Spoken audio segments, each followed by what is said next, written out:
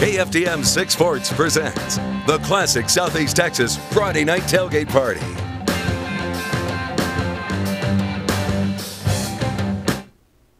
Hey everyone, it's time to talk high school football. Welcome to the Friday night tailgate party. He's Andrew Chernoff. I'm Mike Friedman. What a week 9 we have in store for you. Did I say week 9? Week 9 already. Man, it won't be long before the regular season is complete.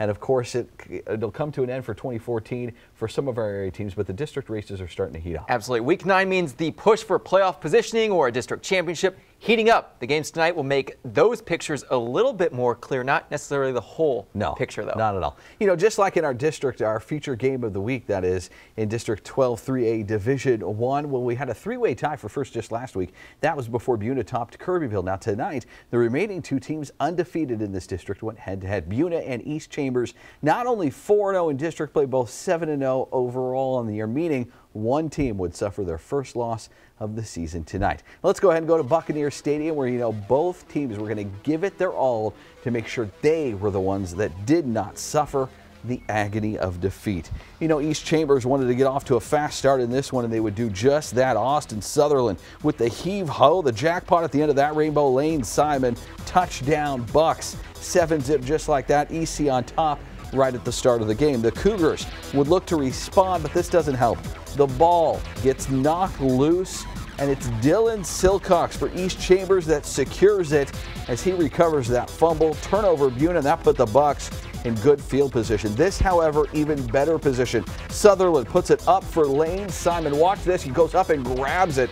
Gets stuck, but wow, what a great hit. And a great grab there. From there, it wouldn't take long. Sutherland with lots of time to look around. He sees Darius Guillory wide open. Easy 6 points. East Chambers would take a 14-0 lead. Buena, though, they would respond. They start clicking offensively, and this drive ends with a touchdown. Joseph Clark took the snap, and quarterback Josh Kelly took the pitch. He takes it to the house for the TD. That cut EC's lead. It's 14-7 at this point. Mistakes, you know, are crucial in big games like this, and Buena commits another one here. Trick play with running back Mason Lopez making the pass. He connects, but to the wrong color jersey. Darius Guillory of East Chambers picks it off. EC would actually take a 21-7 lead into the half. And let's go to the scoreboard of this one. East Chambers comes out with the victory, doubling up. Well, that's the wrong one, but East Chambers does indeed come out with the victory tonight. There it is, 35-20 the final. East Chambers now 8-0 overall, more importantly 5-0 in District 12 3A Division 1 play. Team Tailgate reporter James Ware gets the best view of the biggest games each week. He saw another good one tonight. James joins us now with more. Last time the East Chambers Buccaneers started a season 8-0, 2007, but you can now mark that 2014. Coach, some small mistakes tonight, but overall this team played a solid game. Great effort by our guys tonight in all phases. Our offense played pretty well. Our defense played well. Our special teams, we came out and we played with a lot of emotion, played with a lot of heart, and we challenged our guys to do that tonight, and they responded.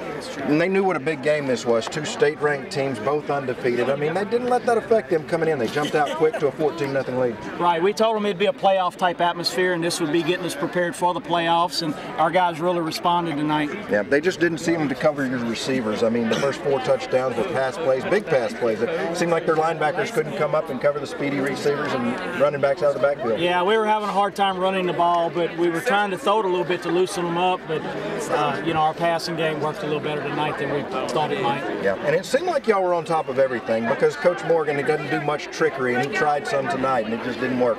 Yeah, it just a great team win tonight. We're excited to be able to beat a quality team like Buena. Yeah, and you said tonight, the big thing, emotion and heart, and that's what these guys came in with? Yeah, we needed to start fast tonight. We've had a history this year of starting a little slow, but we told our guys they needed to start fast and play hard from the get-go, and they did tonight. Well, you said a minute ago to them how it would feel to be 10-0, and I mean, you got Woodville and Kirbyville coming up, 2 big games for you guys. Yeah, we're going to take it one at a time, but we're going to enjoy this tonight. We'll worry about Woodville next week. All right. Guys, big win? Yeah! Yeah, East Chambers Buccaneers, big win. They'll be moving on to 9-0 hopefully this week is what they're hoping for, guys. Thank you very much, James. We move on to District 22 5A now, where the Central Jaguars bounced back last week against Ozian after falling to Nederland 2 weeks ago. With the win, the Jaguars improved to 3-1 in district play. This week, the Jags hoping to get another district win against Vidor. Big game for the Pirates as well, tied for the 4th and final playoff spot in the district heading into tonight. Late first quarter, scoreless, and Vidor's defense relentless. Reagan Lightfoot meets Devois Whaley as soon as he touches the ball. Good stop for the Vidor Pirates on the play. The very next play, the Pirates do even better on defense. How, you ask? They create a turnover. Colby Umble picks off the Michael Jaquette pass right at the goal line. The Pirate offense can do nothing with it, though, so Vidor goes 3 and out on the ensuing drive. Then the Jaguars march down the field. Central scores on this play. Michael Jaquette to Carnell, seals for the touchdown. The extra point, no good. Jags have a 6-0 lead halfway through the second quarter. That must have gotten the Central defense pumped up because on its next possession, Andre Morris reads this play perfectly. Halen Lockelt, nowhere to go, brought down for a loss. So Central gets the ball back, faced with a 3rd and 25. Impossible, right? Wrong. Michael Jaquette airs it out here to guess who? Carnell Seals. He gets behind the Pirates secondary. It's easy from there. Another touchdown connection from the Jaguar duo. Central now leads 14-0. Vidor has time to score, though, before halftime. This helps. Who has the ball? Only Lane Campbell knows because he's the one with it. Runs all the way down to near the 20-yard line. Pirates can feel points coming, but they're faced with a 4th and 10 here, and the Central defense reads it perfectly. Andre Morris again having a great quarter on the defensive side of the ball for Central. Jaguars leading 14-0 at the half, and Central goes on to win tonight. The final score, 28-14. Central improves to 4-1 in District 22 5A play with the victory tonight. Let's go to the reservation now. That's where we'll find the PNG Indians. They were looking to bounce back from last week's Mid-County Madness loss with a win, and you know that could mean bad news for the Ozan Panthers, who were visiting the reservation tonight. Opening kickoff here, and we only show kickoffs when something big happens. PNG boots a pooch kick, and Ozan can't handle it. PNG recovers the onside kick at about the 45 on Ozan's side of the field, so great field position. PNG's opening handoff here, Brant Halfin. But Ozan's Keithan Thomas ready for it, drops him for a loss there later. 3 plays later, in fact, PNG goes for it on 4th down. Adam Morse going for it all. McZeal out jumps 2 defenders for the touchdown. 7-0 PNG on top. Later in this one, Morse screen pass. It's tipped at the line of scrimmage, but Caleb Spark pulls it in. He's going to run 20 yards to about the 12-yard line, getting him in great field position there. What would PNG be able to do with that? Well, Morse pitches the ball. Caleb Sparks running the reverse, finds Blake Lane at the 5, and he fights his way to get across the end zone. 14-0 PNG on top at this point. Ozan, their turn to drive now. Josh Boyd keeps it, and it was a good thing because he finds some room to run, and he's going to pick up a 1st down and then some, about 15 yards on that carry. 2 plays later, Boyd pitching to Jalen Brown. It's a reverse. Jalen Brown finds Derek Winters all alone on the sideline, and he's going to run the last 25 for the Ozan TD. Just like that, it's a 7-point ball game. 14-7 PNG still with the lead. Indians didn't like that much. They look to respond. Adam Morse throwing it deep. On the other end, it's Caleb Sparks. That covered 40 yards, and it looked so easy. Touchdown, Indians, 21-7 at that point. We'll go to the big board in this one. PNG. They do indeed bounce back. They get the win 34-16, the final. Indians over Ozan. Lumberton on the road at Goose Creek Memorial tonight. Both teams 1-3 in District 22 5A play. Can we head out there? There we are. Stallworth Stadium for this one. Both teams 1-3 in 22 5A play. Heading into the matchup, the mascots ready to go. Goose Creek's Miles Duke tosses the ball here to Steven Adams, breaks through the defense and runs in for the score. Just like that, Goose Creek Memorial strikes first. It leads 7-0. Then Lumberton with possession. Tim Rhodes in the Wildcat offense. He keeps it himself and runs it into the end zone for the score. That ties things up at 7 apiece. Goose Creek would answer, though. Miles Duke drops back to pass, rolling, looking to find a receiver, and he finds one. Legend Choudry catches it and scores the touchdown. The extra point no good. Goose Creek up 13-7. Lumberton wants to answer. Stephen Yarbrough behind the line of scrimmage to Lane Milliken. Launches the ball to Caden Addison. No one around him. What a trick play by the Lumberton Raiders. Touchdown Raiders. They lead 14-13 after the extra point.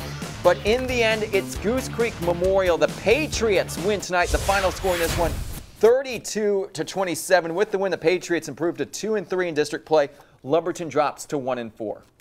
You know, we had District 22 5A play last night. The district leading Nederland Bulldogs, they were in Baytown taking on Lee last night.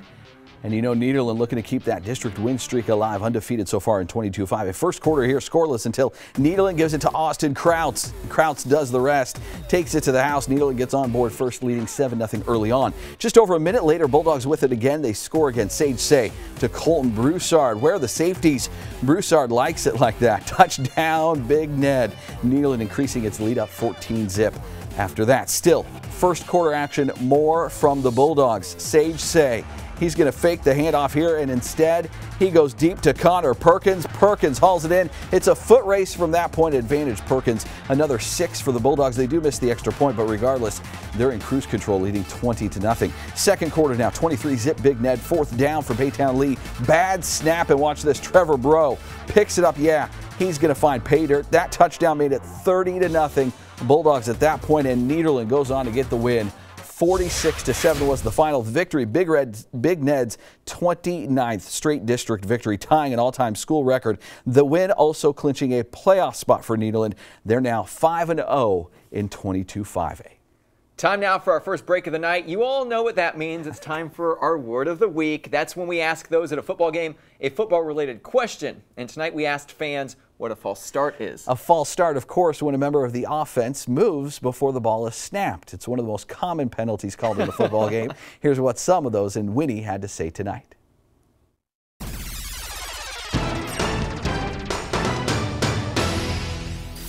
A false start is when you're on. Oh. He got me in the middle of makeup. Looks good so far. Thanks. Have you heard of that? What's a false start? No. No? Oh, man. No. Oh, yes, yes. You know it's coming. Have you heard of a false start? Mm-hmm. Okay. We don't know what you're going to ask us. Terrible. We still have it recorded on my TV and they still make fun of me. No? Can I Google this? You look like you want to be on TV. Wait, come back, come back. What is a what? False start. It's called when. It's on page 35, the actual answer in your program, if you want to take a look. It's before it's supposed. Shut up! No, it's not. It is. And then they go down, set, hut, and then throw it between your legs. She got me. She watched the Hardin Jefferson version of this. It's not in there. The ball is tagged before the. We ask you a football term, and you have to tell us what the term means. I should do great in this. Invalid or disallowed start to a race, usually due to a competitor beginning before the official signal has been given. Can the defense get a false start? Yes, they can. What about for football? Where they go under the legs? I don't know. This isn't a race. We're not at a track. We're not at a race. What does start mean? They start like moving forward. What's the penalty for a false start? Loss of points. Kind of like a Michael Jackson dance? What is it? Interior lineman may move abruptly after taking or simulating a three-point stance. If it was a loss of points, how many points do you think a false start's worth? I'd go with 2. They're on the line, and they charge the line before the play is in. Whenever they hit, you know. False start is when we have the ball and we're offense, and one of our guys moves while the defense is trying to like move at them. Who are you guys pulling for to win tonight? The Buccaneers. Buccaneers? Do you think they're going to have a false start tonight? Probably. Whenever a player jumps and the ref throws the yellow flaggy thing. It's a good thing for the Buccaneers that Buena might have a false start, right? How do you know so much football? I'm a huge football fan. Go Texans. Go EC, of course, but go Texans. That wasn't too bad, was it? Not at all. Where were you running?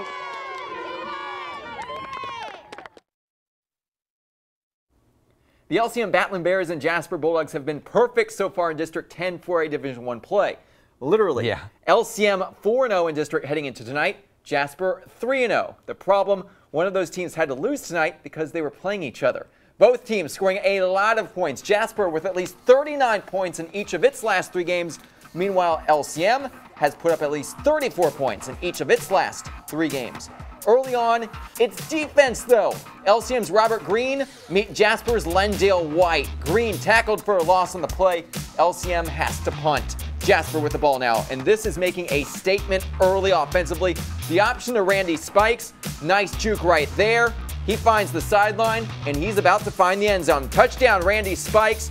The Bulldogs take a 6-0 lead after missing the 2-point conversion. Very next Bulldog possession, play action fake. Quentin Williams fakes the handoff to Spikes, throws up top to Cody Mitchell, who brings it in.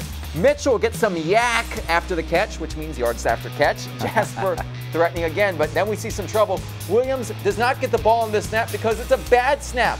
LCM's Bay Cubido recovers for the Battling Bears. They score though. Jake Sonier trying to make that happen. Quick screen pass to Trey Chandler.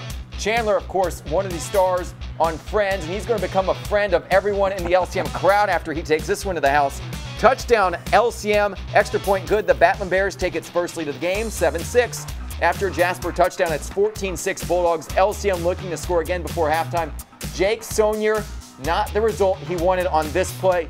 Intercepted by Dan Adams. The score at the break, 14-6 Jasper, and the Jasper Bulldogs go on to score some more in the second half. They win the night 29-13, so Jasper remains undefeated, 4-0 in 10 4A Division I play. LCM picks up its first loss in the district. Team Tailgate reporter Tom Wright, he made the trip north to Jasper tonight, caught up with winning head coach Daryl Barbe. The Jasper Bulldogs using the speed to best advantage tonight with the victory. With us is Coach Daryl Barbe, and a couple of things come to mind. Once, really putting some points on the board tonight and showing that athleticism out there. Well, we're blessed with skilled kids. You know, Jasper always has, and we probably always will. You know, we're real pleased with our effort tonight, and you know, we just got out there and we played hard. You know, we talked to our kids. We knew how big a game it was. We were real excited about it. You know, both teams were in the playoffs, you know, already, but it was a big game. It was homecoming. Our kids knew that. We had a lot of people in. I mean, it was a great game, and you know, we played extremely hard. Yeah, tough defense tonight too. I mean, you gave up a final touchdown late in the game. Didn't really matter, but only really giving up 7 points through the whole game.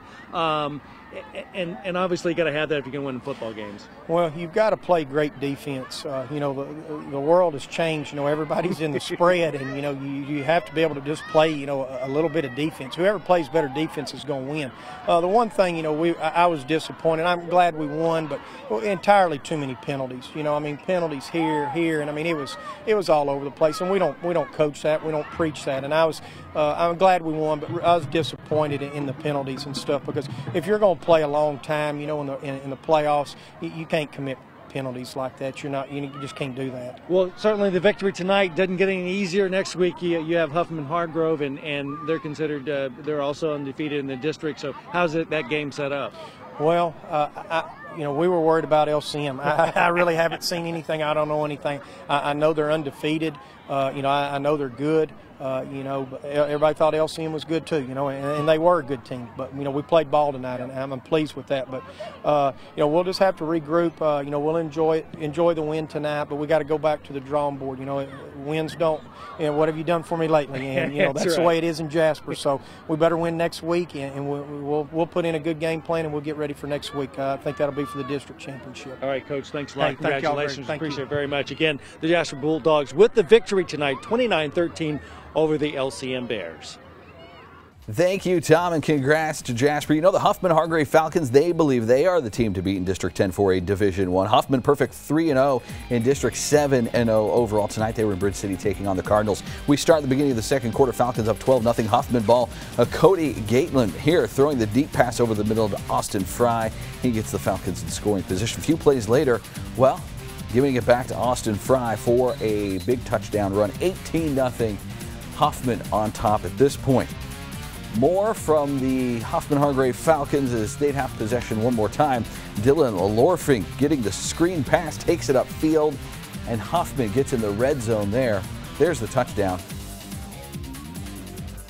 And that may have put him up big time, but Huffman actually does get into the end zone again. 25-0. We'll go to the scoreboard in this one as the Falcons do get the win big time. 61-16. Huffman now 4-0 in 10 4A Division I. More importantly, 8-0 overall, and looks like they're in a collision course with the Jasper Bulldogs. Falcons are good. Salisbury looking for its second win in a row in District 10 4A Division I play tonight at Cleveland, and the Tigers get that second win in a row. They win 30-13 over the Cleveland Indians.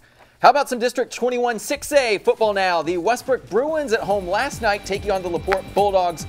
The Brook wearing black uniforms for an anti-bullying campaign. LaPorte with possession first, and that possession does not last long. Austin Upshaw's pass picked off by Westbrook's Desmond Veals. Veals stoked after making the play. Bruins take over in great field position, but small problem. LaPorte's defense comes to play as well. The Bruins' Cameron McKinney, nowhere to run. Westbrook turns the ball over on downs. Second quarter now. Bulldogs already up 7-0, and they want more. Nathan Red, no one's stopping him. Touchdown LaPorte. Its lead increases to 14. The score again to make it 21-0 a little bit later, and that's when Westbrook finally able to strike. Justin Essex, beautiful pass to Keith Corbin. He's tackled, but too late. Already in the end zone. Westbrook back down by 14. The Bulldogs do not like that one bit, and they show that soon thereafter. Austin Upshaw rolling to his right on this play, throws over the middle to Eric Kenzire. Kenzire makes the catch, dives across the goal line, finding Pater. Touchdown LaPorte. It's up 28-7. Later, Westbrook with possession right before the half, calling timeout to talk about it. Justin Essex lets it fly to the end zone, but it's intercepted by Kevin Busby. LaPorte led 28-7 at the half. Things did not get much better for Westbrook. Not a good home finale for the Bruins. They fall 42-13. Westbrook with 5 interceptions last night. The Bruins fall to 2-3 in 21 6A play. And the season really hasn't gone the way for the Memorial Titans the way they would have liked, but they still have plenty to play for and want to finish strong at the very least. The Titans had tonight off. They're going to host rivals Westbrook next Friday night. That's Halloween night. Kickoff at 7 p.m. at Memorial Stadium there in Port Arthur. Wear your costumes. Time for us to take another timeout, but on the other side of the break, we visit Districts 9-4A Division II and 12-3A Division I. But first, here are the Buena cheerleaders. B-I-G-B-L-U-E, Big Blue, Big Blue, let's go, Big Blue, let's go!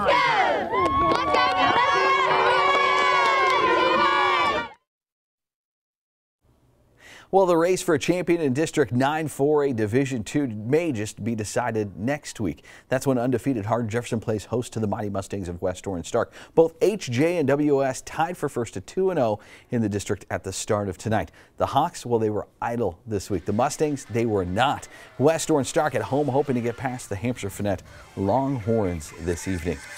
Here are the Longhorns taking the field. West Orange Stark at Dan R. Hook Stadium. Opening possession for the Mustangs. They waste no time.